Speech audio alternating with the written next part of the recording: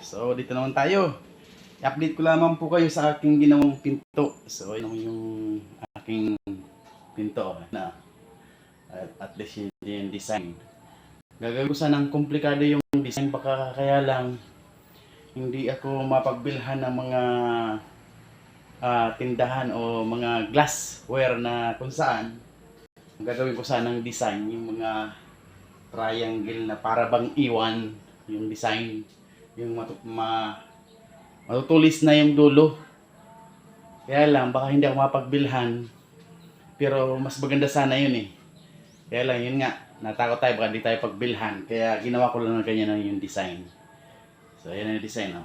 So wala pa naman siyang salamin. Bukas baka mapilihin natin siya ng salamin o bubog para maikabit natin siya.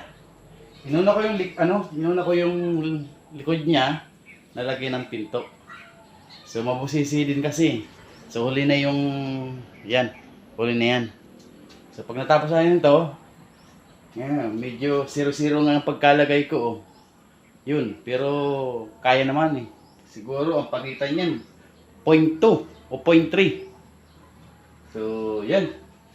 Para bukas makita na natin kung talagang maganda na yung bubog na ilalagay natin o yung glass na ilalagay natin. Siya mga ka-idol, update na lang tayo bukas. Bye bye, salamat!